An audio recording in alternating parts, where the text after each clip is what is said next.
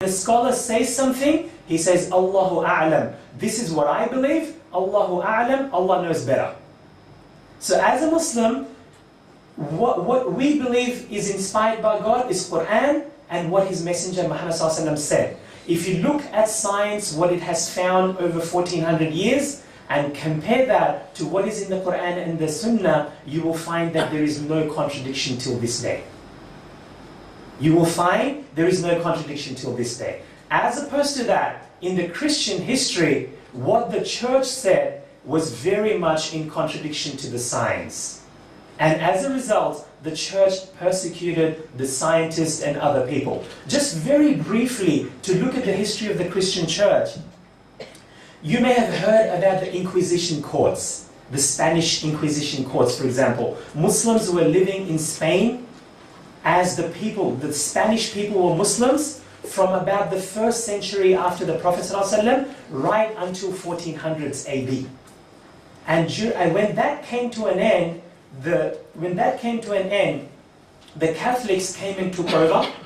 And when they took over, they were very brutal in suppressing Muslims and in suppressing Jewish people as well. Not just the Muslims, but even the Jewish people as well. They set up what were known as the Inquisition courts, the Spanish Inquisition courts. What they would do is they would demand that every Muslim give up his religion in Spain. Every Jew give up his religion as well. Everybody should give up the religion and become a Christian by force. Initially, some Muslims said, okay, we become Muslim. They hid their religion. So they were actually Muslims. They would pray at home, but they just pretended not to be Muslim, hoping that this regime would lose its power soon. But it didn't happen. So then when the Catholic regime found out that somebody was still a Muslim or somebody was still a Jewish, they would hunt them down, set up Inquisition courts, try them, find evidence that they are, or whatever little evidence, that they are not Christians, and then they would punish them in the most brutal manner.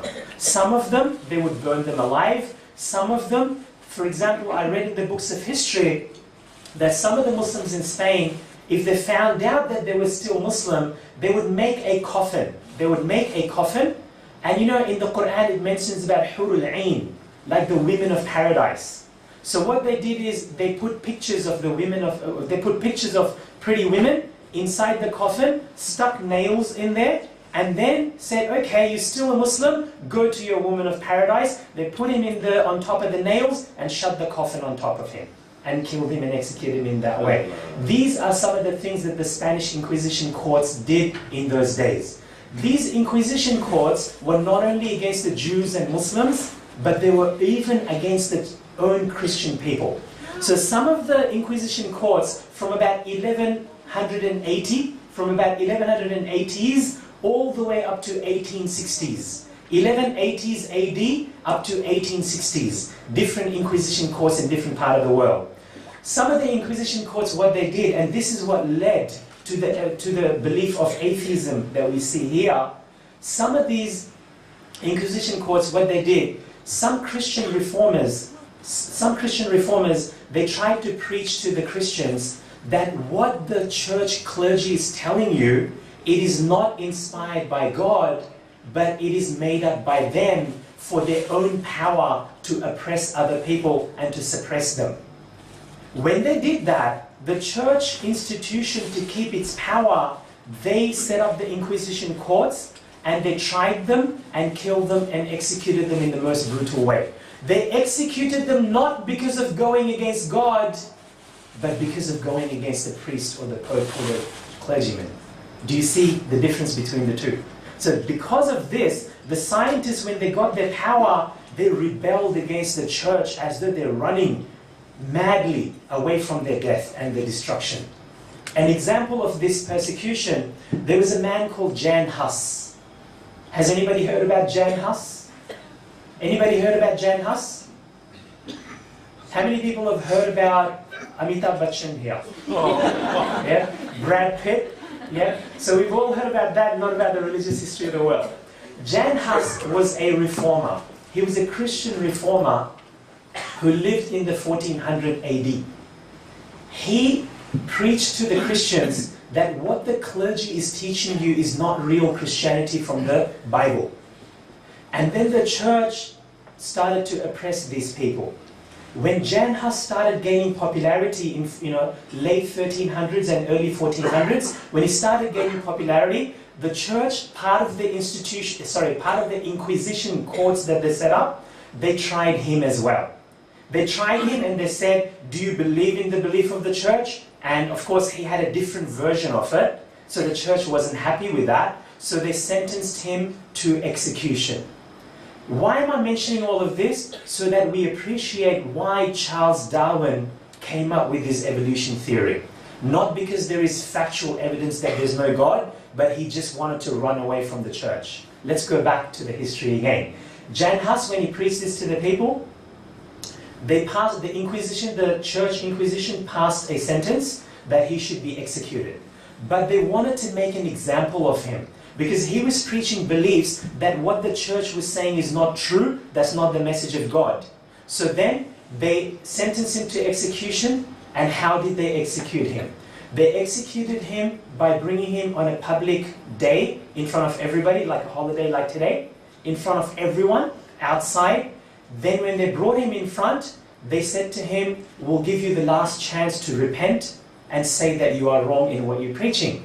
And of course he said, no, what I'm saying is the right thing, and what you're saying, it's not from the Bible, it's not the preaching of the Bible. Show it to me from the Bible and I'll accept it, but it's not from the Bible, it's what the church is saying. So then, what did they do? Once he refused to repent, they set up firstly they set up a stalk of wood.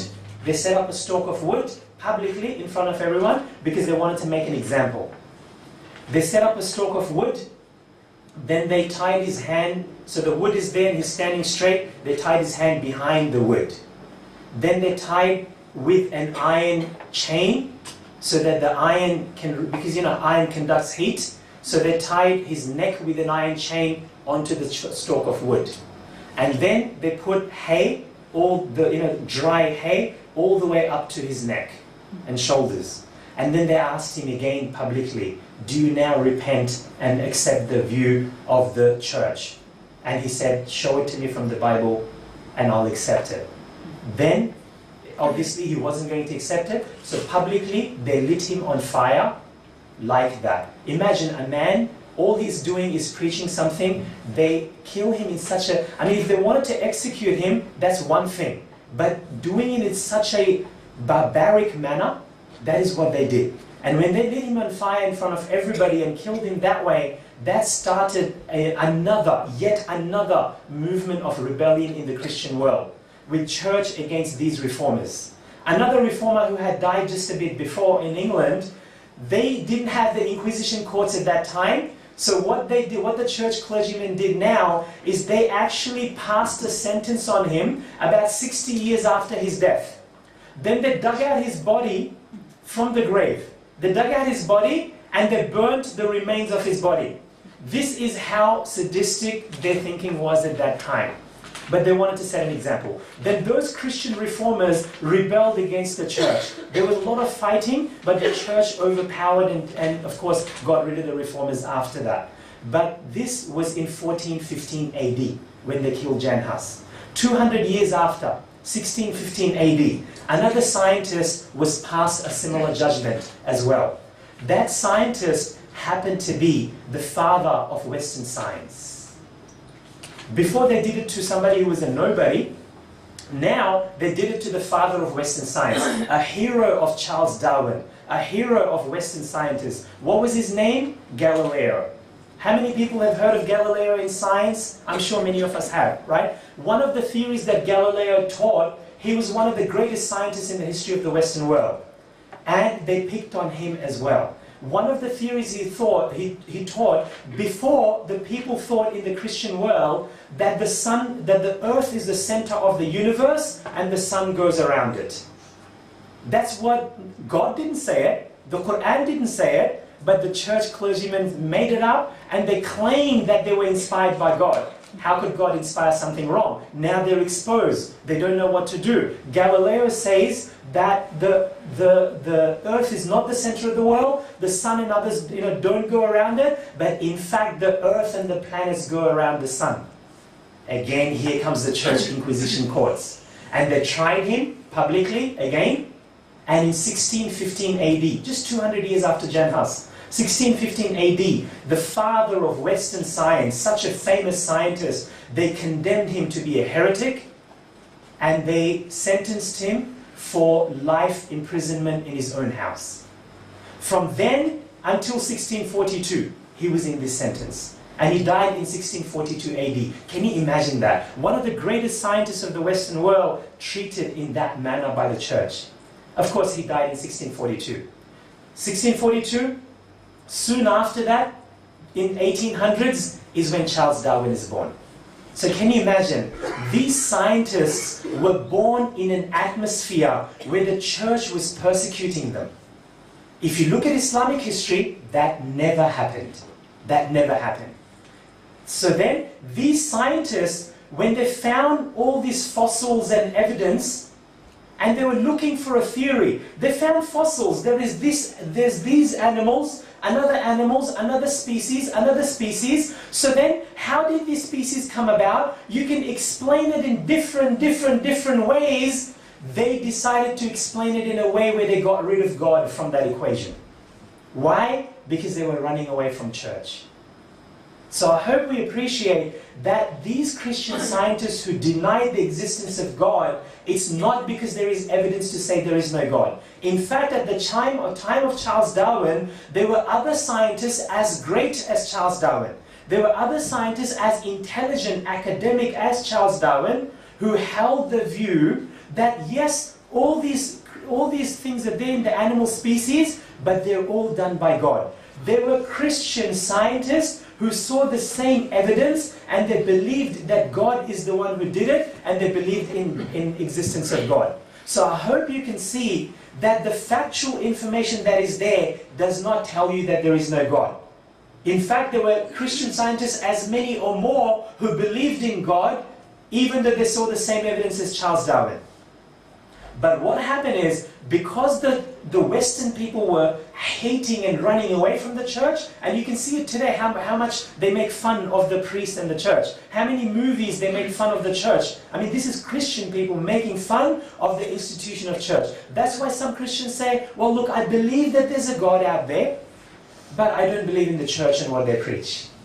Because of this that they're running away from.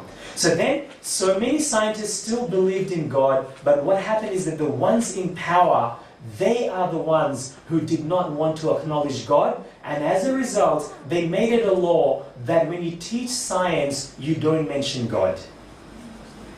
You don't mention God. That's why now when we study science, we study evolution, we study science, but there's no mention of God. Not because there's no evidence for God, but it's just because the people who made the law are running away from the persecution of the church. What we as Muslims can do is to come and show to them, hey, look at Islam, look at the Islamic history.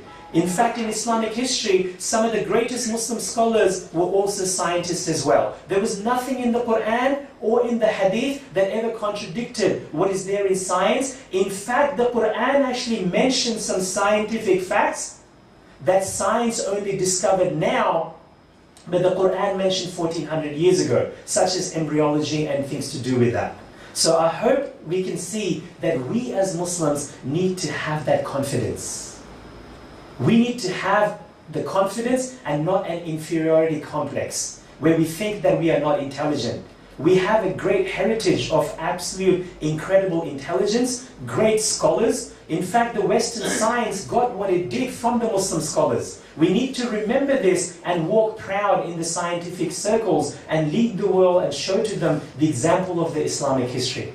Let's now then, having realized, move on to the next part of my talk. A lot of time people feel the evolution theory, it says that there is no God. So let's have a quick look at this. Let me just quickly ask a show of hands. How many of you have studied about evolution here? How many of you have studied genetics here? Genetics. Hardly anybody at all. Okay, a couple of people right at the back and the front.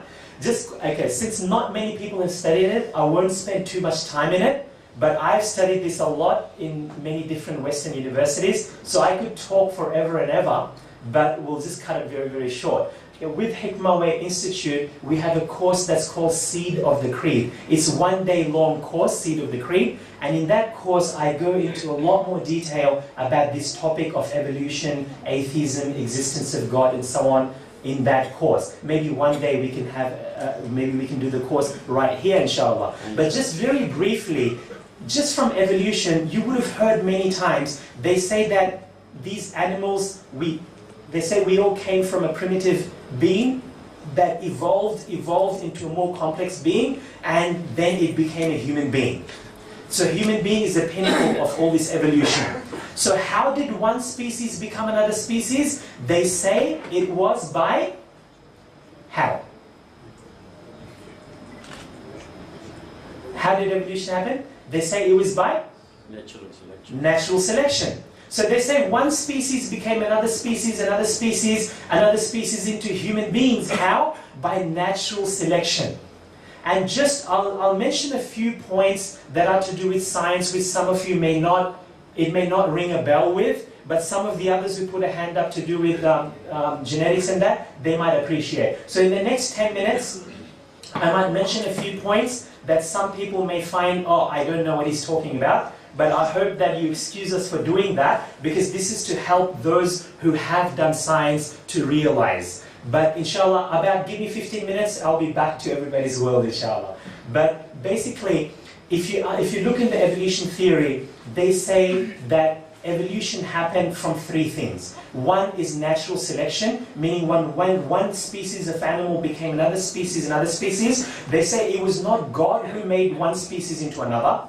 They say it was not God who transformed one species into another, but they say it was just naturally done accidentally. It was just natural accidental selection. So they remove God from that equation, right? That's one thing. The second thing they say is from mutations. And the third thing they say is from genetic drift. But let's come back to the main one, which is the natural selection. So they say one animal species became another by natural selection. This is a point, even though you may not fully appreciate what I'm talking about, but I would like it, the first of the 3 points, I would like everyone to understand it and remember it. The reason is, there are some Muslims in the world today who think that this is actually what happened and there is no God. So if you remember what I'm saying today, then you could help somebody getting away from hellfire for eternity and going into paradise. So let's just remember the first point. The second point is for people who studied the science and genetics. But the first point is for everybody.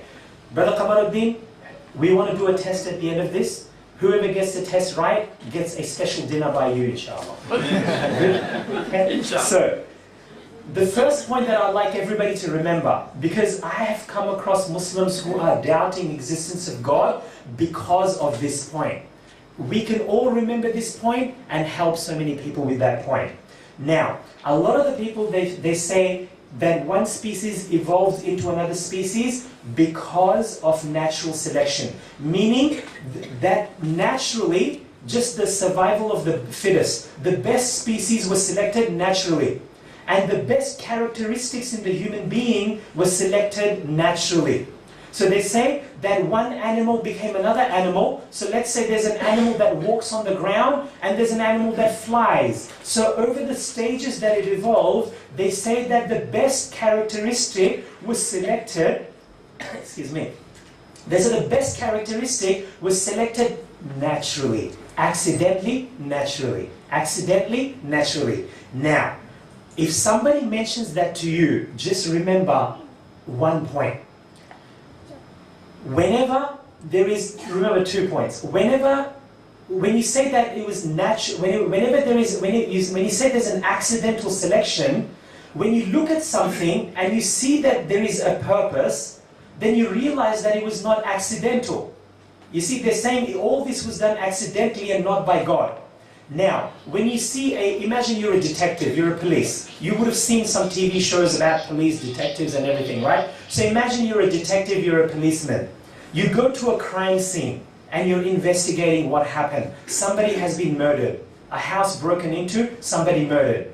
Now you might say, okay, that was an accident. This robber came to rob the house and he found the person there and he murdered him. It was just accident, wrong person, wrong place, wrong time, he got killed. But then you do more investigations and you realize that the man who died, actually the murderer knew him. The murderer knew him, the robber knew him. And then you realize that they actually did business before. And then you realize that the robber actually knew about his bank accounts as well. You realize that the robber actually ran into an argument with him before, and maybe he had a motive to take a revenge. As you start realizing this, you start realizing, hey, that was intentional. It was not accidental. Right? When you see an intent, you realize it's not accidental. When you look at the world around us, do you not see intent everywhere? Do you not see intent everywhere? An example. You see the plants. The plants, they breathe in. The plants, they actually take nutrients from the soil. These nutrients, they draw from the soil, and then they make the other better molecules from there, that the other animals that are herbivores come and eat the plants. And then they get these molecules and nutrition from them. Then the herbivores which eat them, these herbivores produce proteins that the carnivores come and eat from them, and then they benefit from the protein of these animals. Then the other vultures and others come and eat the carnivores, and then their body goes into the ground, and then there are microorganisms that decompose the body. It goes back into the soil. My God, there is an intent in every creature that is there. It's not an accident. Do we see the point? When there is such an intent in everything, and it is all interrelated. It's not one thing here, one thing there. It's all interrelated. There is an intent in every single thing. And you realize that it was not an accident. In fact, just in the plant, you see that the leaves are up high to be exposed to the sun. The roots are under the ground to draw the nutrition from there. Even the design of the plant, there is an intent in there. Even in that, there is an intent in there. So everything you look, you see that there is an intent. You look at the human body, you see that the human body could just be a mass of cells. But then we've got a lung to do a certain function, take the oxygen. Then you've got the heart to pump the oxygenated blood everywhere. Then you've got the liver to cleanse it, the kidney to get rid of it, and everything. So then what do you see? There's an intent in everything. It's not an accident. Okay? So that's the first point we should remember. It's not an accidental selection, it's an intentional selection. The second point, they would say that it is natural selection, meaning it was done by Mother Nature. Right? How many times have you heard there's a flood and they say Mother Nature did the flood, Mother Nature is this, Mother Nature is that, right? So they say Mother Nature. Now, when you say that it's natural selection, meaning one animal was evolved into another animal by nature, intently with a great design. One animal is evolved into another animal with a great system in its body.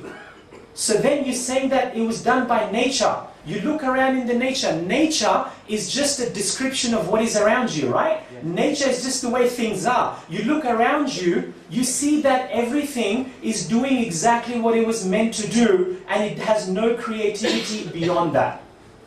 You see that the sun goes around in its orbit, the moon goes around in its orbit, the earth goes in its orbit and spins, and you see that the gravity makes everything fall. It's not that the gravity decides, okay, now I want to create this, so I'll change the gravitational laws. No, everything in the nature is just an object in motion, is just a thing that is made to do what it was meant to do. Nothing in nature has the creativity to make an animal.